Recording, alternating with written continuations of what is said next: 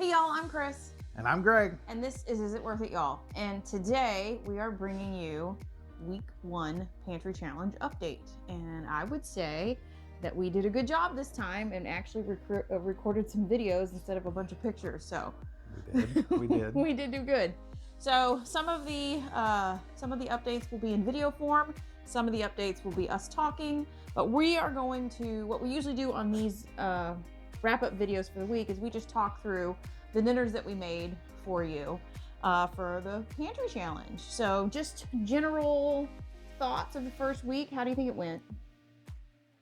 I think it went good. I think us doing the inventory beforehand has really helped. Mm-hmm. Yeah. That's the biggest thing. That's the biggest thing. Cool. Yeah, and I think the fact that we both did it together really helped. Yeah. So we still haven't inventoried the walk-in pantry, so just FYI. But we are keeping track of, we'll go over that in a little bit. We are going to keep track of our consumption, and Greg has really spearheaded that, and I'm excited to see how that turns out. So without further ado, we are starting this week's update on New Year's Day, and we had ham and beans, and I believe we have a video for this, so we're not going to talk through this but we're going to insert the video here so you can see what we actually did. Hey y'all, welcome back. Happy New Year.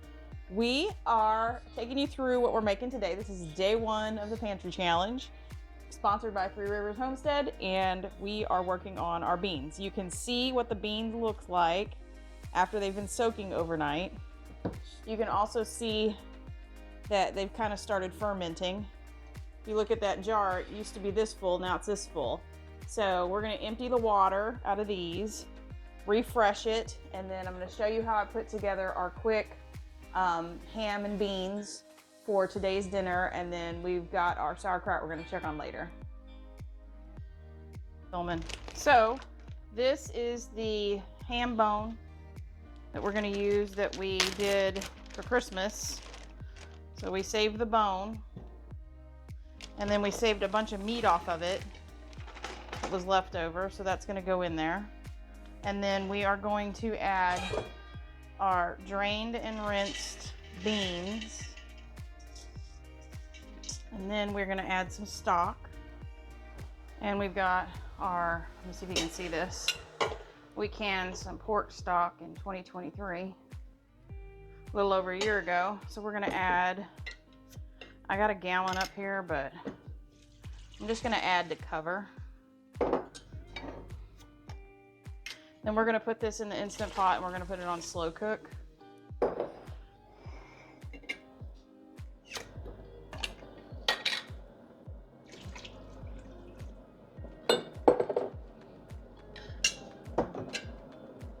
That looks good, huh? And then I'm going to use this other, yeah, that's plenty. I think that's perfect. So we're gonna put this on slow cook, probably 4 or 5 hours, and then we'll bring you back when we serve up and when we check our coleslaw. For our leftover black-eyed peas, because we're not gonna eat a whole pound, we're gonna go ahead and put this pork stock up to 1/2-inch headspace. I need to debubble. Get a chopstick. Debubble these real quick.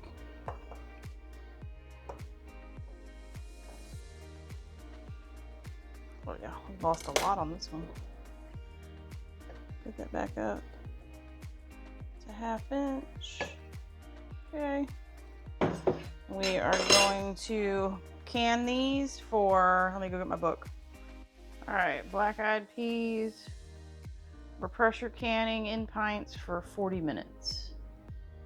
And that's on page 85 of my Canon Bible. All right, y'all, I am so excited because this was so great the first time. We only did 2 versions. We only did 2 packets of, thank you, Greg. Greg's helping me. So as I pass stuff and things disappear miraculously, it's because Greg is here. This is 7-day ferment on coleslaw mix. Y'all, you want to talk about, I can't really explain how good this is until y'all do it. And we literally, look, it's literally salt, coleslaw mix, and thyme. Not THYME, but TIME. And the breakdown on this is so good.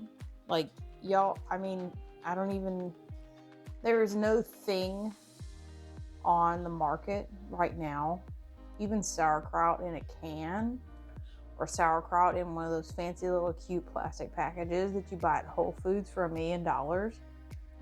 There's nothing that compares to getting an Aldi coleslaw mix and just doing it yourself. So we are gonna take this coleslaw, those ham and beans, and maybe supplement some jerky in there because it's just damn good. And we are going to have Christmas Eve dinner, or excuse me, New Year's Eve. Day. We are going to have New Year's Day dinner because my family has decided that I'm supposed to have cabbage, black-eyed peas, and ham. And if I don't, my mama's going to yell at me. So here we go. And the smell of this cabbage is, until you do this yourself, I don't know how to explain it because I don't have a reference. But anyway, here you go. Game on. Thursday we did leftovers. I think we had we didn't take any pictures of the leftovers, but I think that Thursday leftovers was like a buffalo chicken dip and a bunch of other stuff that we had left from the weekend prior that we from New Year's Eve and stuff that we just needed to get rid of. So nothing fancy. We just got rid of stuff that we needed to get rid of. No, because we smoked some chicken and trout on New Year's Day. So then we had trout salad on Friday. I tell you what, I love that. That was really good. We had it twice. It was so good. Yeah. Because I think leftovers on Sunday, I had a trout salad again. We ate a piece of the trout. Yeah. And tried it, and then we wanted something light from all the New Year's Eve eating. That we made a salad and put. Oh, so good. Just pulled the meat off the skin and put it on top of the salad. Then we did smoke the chicken that we smoked. We ate that with some sweet potato fries. That was on Saturday. And then and we do, I think I will insert, I think I have some smoked fish video and some smoked chicken video that I can slide in here, but I can't remember if we made a full video on that or not. There may be a video coming up or was previously, so we'll make sure you get to see what we did there. We broke out my dad's Smoke and Tex. He gave me that Smoke and Tex a couple years ago, and we were finally brave enough to figure it out. And it's an electric smoker, and it's electric smoker. It's great. Game changer. It's like using your oven. Yeah. But it's a smoker. And Greg was so kind. He invested in us some thermometers that are wireless so we can put them on our phones, and I kind of feel like I'm cheating now when I smoke meat.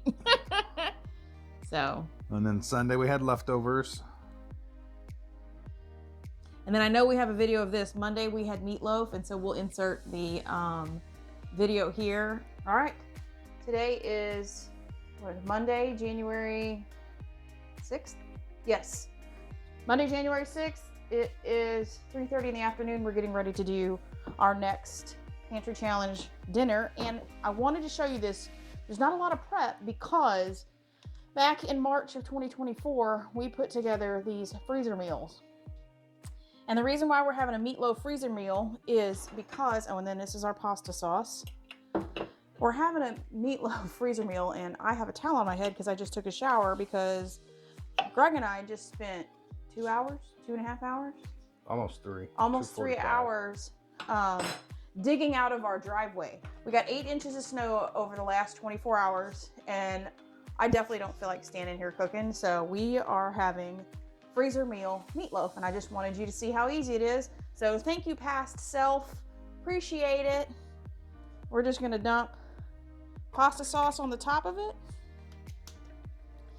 And we're gonna stick it in a 350 oven. And this is dinner. I think we're gonna have mashed potatoes and green bean or mashed potatoes and corn or something like that. But this is our main, and guess what? Dinner's done. That was just phenomenal. Yeah, we did our pre-made meatloaf that we freeze. We went and grabbed one of those. We made that, and she just put some, kind of had a spare pasta sauce when we were doing our inventory that was getting up there in age, so we decided to use that and just get it off the shelf. So there you go, Pantry Challenge right there in effect. We found, by doing the inventory, we found that we had an older pasta salad buried, and we got that out and used it before we ended up having to throw it away. Yeah, and we had like a couple pounds left in a bag of potatoes that we found in the pantry on top of a spice rack. So we cooked mashed potatoes and we had green beans. And then we just finished eating, which I did film this, so we'll insert that here. Fried chicken sandwiches and ranch style beans, and we'll insert the video here. Oh, and you made me some fermented coleslaw that you added. Made it creamy rather than vinegary. Yeah, okay. Because she'd ate on it for 2 days. She hasn't been feeling well. So it's burger night, and we don't want to have burgers, so we are having fried chicken sandwiches. So we are going to channel our inner Chick-fil-A, and we're going to make sandwiches. So I am taking boneless, skinless thighs that I thawed out from the freezer, and we are going to we're going to do an egg wash, and then I've got Andy's chicken seasoning, and I just put salt and pepper in it. So we are going to bread up all this, and then I'll show you the situation. Oh, look, and we're going to have ranch style beans, actually with sweet onions. Imported these ourselves directly from Texas. All right, so let's get to the fixing of the chicken.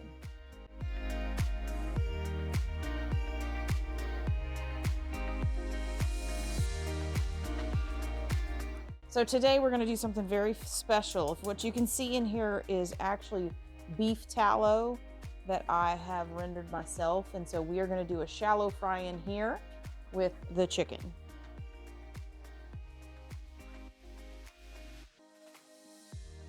All right, we're ready.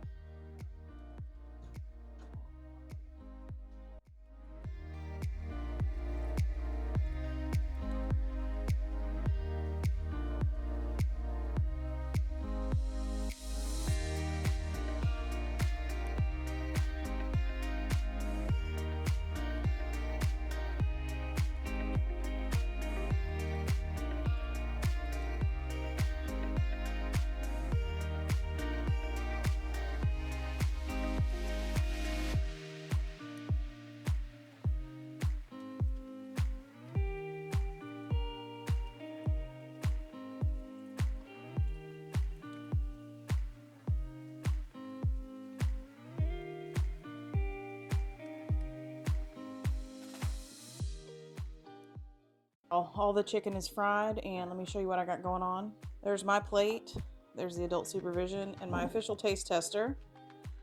How we doing? He's got a mouthful and stuff all over his face.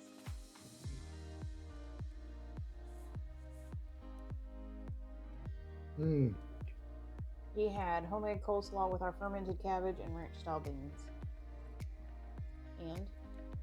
Better than Chipotle, because I heard you say Chipotle. Chipotle? Chick-fil-A? Chick-fil-A. Better than Chick-fil-A? Oh, look, and we found pickles too to put on it. Oh, look how huge that breast is, and I mean, the juice is still flowing out of it. We pass on this one? Pass. All right, so we pretty much had a really good week. I think everything went well, and we did a pretty good job filming, better than we did last time. So that's pretty much it for us. Greg has an update on how we are handling our inventory. So I'll let him go over that information. There we go. Go ahead, sorry. Okay, so what I've done is taken all of our items in the inventory, whether it be pantry or the freezer, put them all down. This is home canning. And then what we do is I've went through already and marked one diagonal line in the box means it's in stock, you know. So if I have 10 jars, there's 10. And then when we take one out, like here's apple butter. So if we took this apple butter out, like we already have, we just make another line through it. So it's an X, and that shows that it's out of stock. So this will help with our consumption.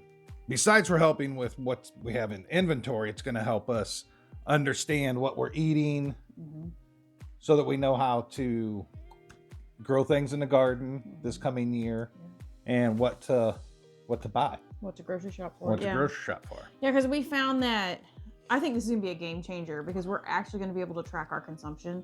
I think we're going to be way better prepared next year than we are this year, just knowing what we consume. And we're not going to waste money. We don't waste a lot, but there have been a couple things that we're just like, dang it, we bought too much and now we're going to have to throw it away. Yeah. And I don't want to throw money in the trash. That's not the point of this. So I think you had said earlier that you think the inventory was critical to our success this time. I think it's going to be, because besides for wasting, buying too much and it going to waste, we've noticed with doing our inventory that we have an overabundance of chicken items. Yeah. Yes. So that's not a bad thing. Right. It's just that we're using a lot of freezer space on chicken, and we've found out that we don't have a lot of red meat. Right. Besides for hamburger. Right. So this has helped us go, okay, we have a lot of poultry. We need to, when we come out of the Pantry Challenge, start looking for sales, because we don't grow our own protein yet. Yep. We need to start looking for, that's our main goal. We look for sales for red meat and start stocking up on that. And because of the Pantry Challenge, we'll knock some space out of the freezers. Yes. So just because you're doing inventory, it's, like I say, it's helped me understand. And we've also, when we sat down and do our meal planning, because we do our meal planning ahead of time, and then we realized the other night that we're like, hey, we switched this for this, and we did ground beef. We're getting ready to do ground beef again. Then we're going to do a meatloaf, and it's like, okay. That's why burger night was fried chicken sandwiches. So it just helps. It's helped us in other ways that we never even thought it would. Yeah. So I'm really excited about learning our consumption, because we've got our inventory pretty much under control, except we haven't done the walk-in pantry yet, but we'll get there.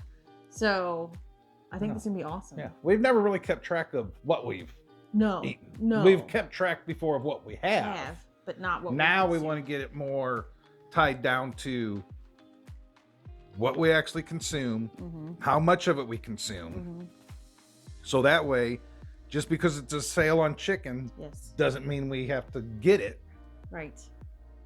Because we have, we're good on you corn. can look a little bit better on going, okay, instead of getting this, it's a deal, but that was $30 we were going to spend. We can either put that back in the budget, back in the budget, or go, okay, let's take this that we were going to spend and put it towards an appliance or something. Right.